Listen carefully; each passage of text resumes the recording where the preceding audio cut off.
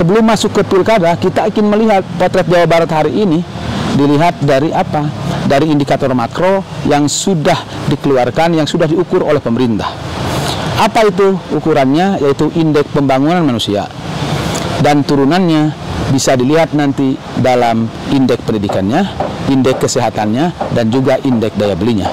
Ini sebagai bahan untuk menilai terhadap kinerja dari para penyelenggara pemerintahan tersebut.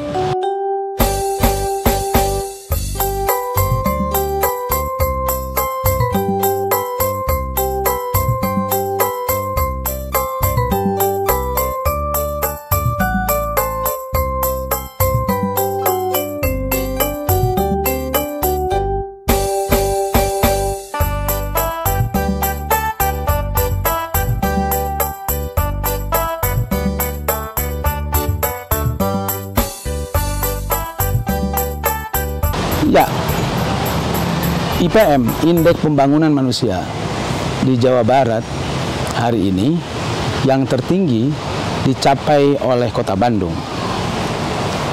Itu angkanya 83,4 digit. Sementara terendah itu masih ditempati oleh Kabupaten Cianjur, sekitar angkanya di 66,55 digit.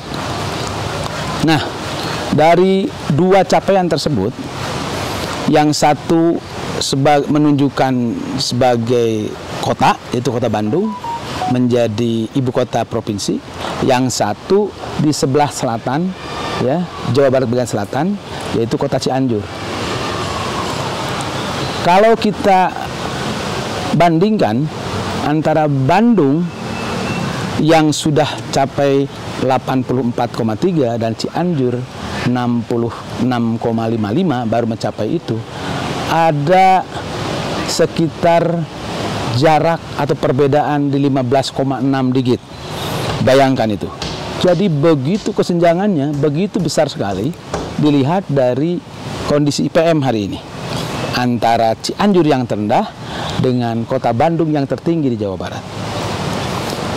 Dan kalau kita potret secara keseluruhan, ternyata kabupaten-kabupaten yang masih rendah IPM-nya itu banyakan ada di pesisir selatan. Dari mulai Sukabumi, Cianjur, Garut, Tasikmalaya, dan ada di pesisir utara yaitu Indramayu. 5 kabupaten yang masih rendah atau di bawah 70 IPM-nya itu ada di 5 kabupaten. Sementara yang tertinggi IPM-nya ada di kawasan perkotaan, yaitu Bandung, Kota Bekasi, Kota Depok, Bogor, dan Cimahi. Itu semuanya ada di kota. Kesenjangannya cukup besar. Dalam tahun ini sekitar 10 digit. Nah, untuk menaikkan, mendorong sampai 10 digit itu bukan pekerjaan yang mudah yang bisa dilakukan, yang harus dilakukan oleh pemerintah daerah di kabupaten maupun di kota. Tetapi kita sebagai warga harus mulai melek bagaimana kesenjangan itu terjadi di Jawa Barat. Kenapa Kota Bandung yang begitu tinggi IPM-nya, dan IPM itu mencirikan tingkat kualitas SDM-nya. Karena IPM, Indeks Pembangunan Manusia, itu diukur dari kualitas pendidikannya, kondisi kesehatannya, dan juga kemampuan ekonominya dalam bentuk daya belinya.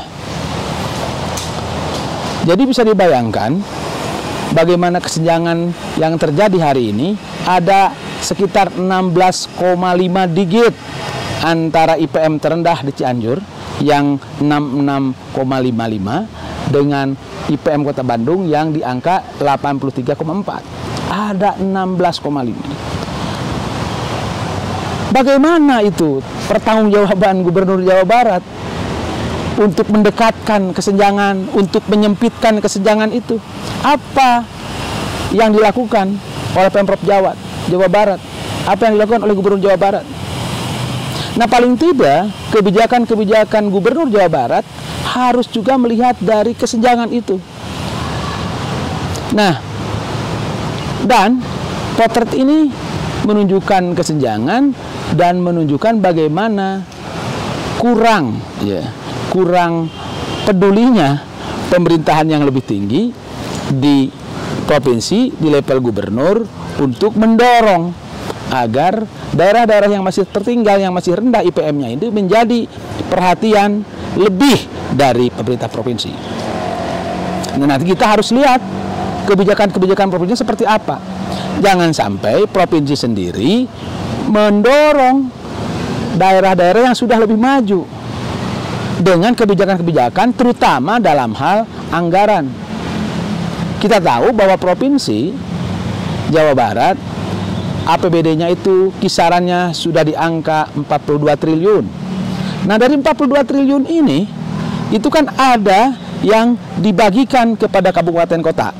Baik dibagikan karena dia sebagai hak dalam bentuk apa, dana bagi hasilnya, maupun sebagai intervensi untuk mendorong agar daerah kabupaten yang masih tertinggal tersebut bisa lebih cepat menyesuaikan, mendekati dengan tingkat kesejahteraan yang sudah dicapai oleh kota-kota yang lain, kota-kota yang sudah maju.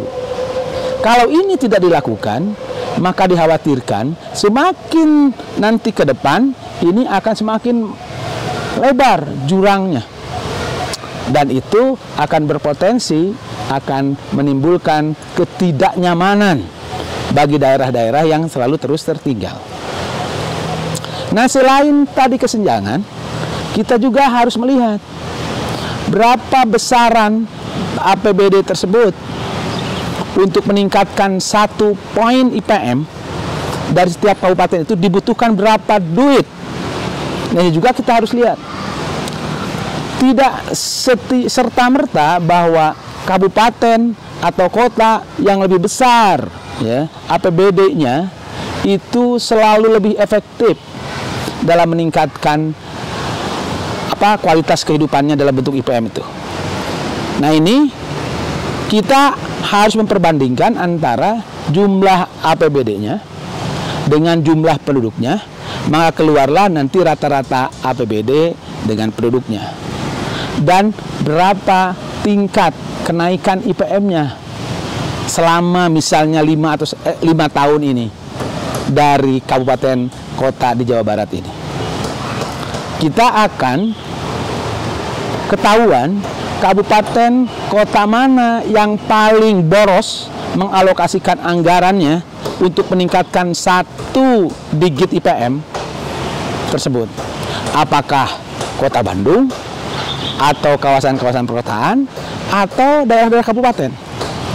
Itu juga nanti kita harus bahas lagi lebih dalam.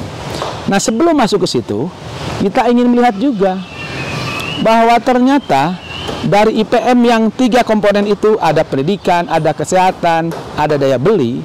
Kalau diurai, apalagi nanti kalau dekati bahwa penduduk Jawa Barat itu kan terdiri dari perempuan dan laki-laki. Kalau itu IPM-nya dipecah menjadi IPM perempuan dan IPM laki-laki, siapa yang paling tertinggal? Dan siapa yang lebih tinggi IPM-nya? Nah, itu pun menunjukkan data ternyata di Jawa Barat secara umum IPM laki-laki itu lebih tinggi dibandingkan dengan IPM perempuan.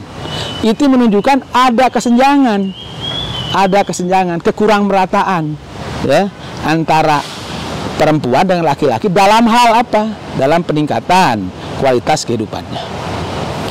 Nah, kalau kita bedah dari yang 3 komponen, kalau tadi yang laki-laki dan perempuan, sekarang dibedah 3 komponen. Dari 3 komponen tersebut, daerah-daerah mana saja yang paling bagus pendidikannya, daerah mana saja yang paling tertinggal pendidikannya, daerah mana saja yang paling bagus kesehatannya, dan daerah mana saja yang paling bagus ekonominya.